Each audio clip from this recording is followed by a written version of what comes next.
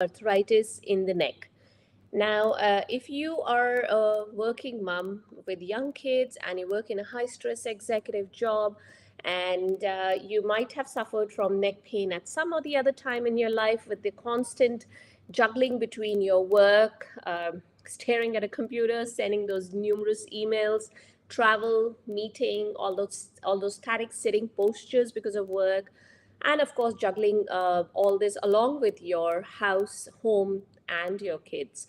So as moms, we're working nonstop, whether at work or at home, and neck pains are not very uncommon amongst this population of working moms, right? So if you are one of those mums and you've had neck pain and you're wondering if it is a simple neck pain or is it something like arthritis or the beginning of arthritis, this is a video that you want to watch, because we're going to talk about what are the first signs of arthritis in the neck. So, for those of you who don't know me, my name is Swati. I'm an executive mom power coach. I help moms of younger kids who work in high stress executive jobs to manage their spinal, that is back and neck, and joint pains. I help you to do this by giving you simple exercises, lifestyle changes, hacks, tips and tricks, and basically things that you can fit into your existing daily schedule, and you don't have to take out a chunk of time to implement them into your life, and they give you these simple things, give you the results that you have desired for a long time, because hey, who wants to live with all that spinal and joint pain, right? So let's get back to the topic for today, that is, what are the first signs of arthritis in your neck? So diving in straight away, the very first sign of course is neck pain. But what kind of neck pain are we looking at here? Now, actually, before I get into the science, let me just reverse back a little bit and talk about arthritis in the neck. It is also known as cervical spondylosis. Some people call it cervical spondylitis as well. Usually, we associate this with more neck pain and tingling in the hands, but I will come to the symptoms in just a little bit. Now, if somebody, say you've gone to your doctor and he's told you you've got cervical spondylosis, it can be quite overwhelming, but if you break it down, it is spinal arthritis. Basically, you got arthritis in the spine. What if you break that further down, what it means is you have some degeneration or wear and tear. That is a normal aging process of the spine, because of which you have arthritic changes. What that means is the joints in the spine, there are joints on either sides of the spine, and then in the spine itself there are joints that have basically become more worn out with age, and simply speaking, it's just a degenerative process. But yes, the terms arthritis or cervical spondylosis can be quite overwhelming. So going back to, how do you know if it's just, you've sprained your neck, you've got a simple neck pain, or do you have arthritis or cervical spondylosis in your spine? So of course, the very first one is neck pain. Now, what kind of pain are we looking at?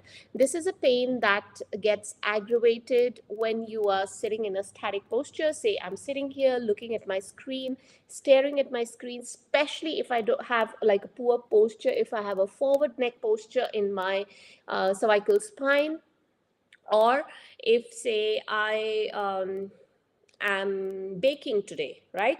And I am looking down, or cooking and I'm looking down a lot, or I'm typing and I have this habit of looking down at my keyboard when I'm typing, or you have been driving the kids around from one class to another and you're constantly at the steering wheel with very little breaks in between. So these static postures, these constant activities are what will bring on your neck pain, and they would get reduced when you rest, when you apply a hot pack or cold pack, mainly by lying down, because that is when the gravity is not acting on these neck muscles, and they don't have, basically the neck muscles don't have to hold up or be active and hold your neck up against gravity, right? Because if they don't hold your neck up, basically you prop down like this.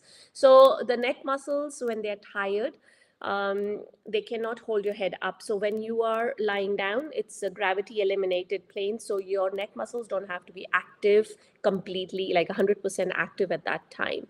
So resting or lying down will give you relief from your neck pain. Now, the other thing that might happen that is quite noticeable, and this is one of the first signs that people notice apart from neck pain, is the grinding, popping, or clicking sound in their neck. Now, this is especially seen when you're doing movements, like say you're driving and you're doing the shoulder check. So you're basically looking over your shoulder, or you are, say, taking something out from a shelf that is overhead, so you are looking up. So any activities where you're moving your head around and you find that there's a grounding, popping, or clicking sound, that is one of the first signs of arthritis in the neck. Now, another thing that happens is, interestingly, people don't associate this with their neck, is headaches. Now, these are known as cervicogenic headaches. So when the upper to mid cervical spine, that is from your hairline to about the middle of your neck, that part of your cervical spine is involved, the nerves that are exiting the spine on either side, when they get compressed or pinched or irritated, they give rise to this headache, which goes behind the head, on top and the sides of the head. It can even go into your jaw and the temple area or behind the eyes. So that is known as a cervicogenic headache. Basically, cervical is neck, genic is originating. So it originates from your neck. Now, if you're looking for more details on cervicogenic headaches, or even cervical spondylosis or degeneration of the spine, you can go to my YouTube channel. I've done a couple of videos on this topic, and even poor posture, the forward head posture that I was talking about. Or you can go to YouTube, type my name, Swati Prakash, followed by the forward head posture or poor posture, and you can view those videos and see if you find them informative. And of course, you can always like and subscribe to the videos. Sorry, to my YouTube channel. Okay, the other one that I was coming to is not one of the first signs of cervical spondylosis, but I just thought I'll include it in the video. This is one of the signs that you'll notice as your cervical spondylosis or your neck arthritis progresses. That is weakness in your upper limb. Now, upper limb can be anywhere from your arms, forearms, to your hands and fingers. This is a sign that comes in a little bit later. However, this is something to keep in mind, because if you suspect you have arthritis, you haven't been to the doctor for any reason, and you haven't been diagnosed, this is a symptom that will come in a little bit later. You can even get tingling, numbness, either in the initial few days of your arthritis, as in the first few signs of arthritis, or in the later stages. So this is a symptom that can happen either at the beginning or in the later stages, is tingling, numbness again in your arms, forearms, or your hands. Now, as I was saying when I was talking about the headaches, there are nerves that exit the spine on either side. Now, these nerves in the upper to mid cervical spine will lead to headaches.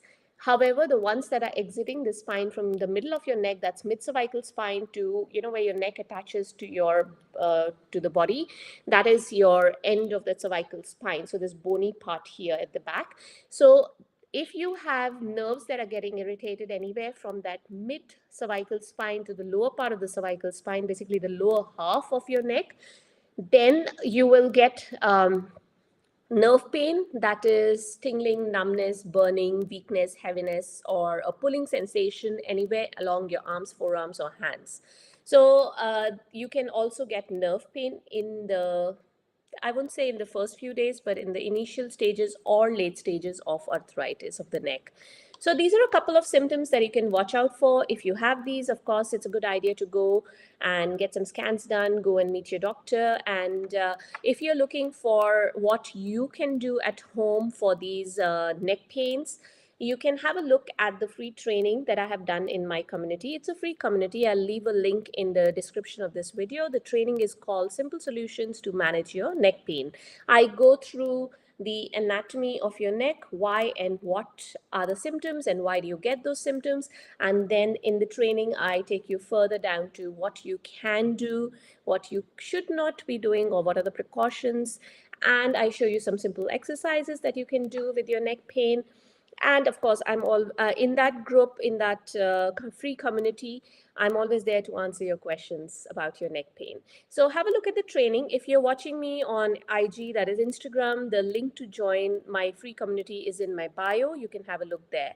Alrighty, that's all I wanted to talk about today. And if you have any questions, any comments for me, please drop them below the video and I will answer them for you.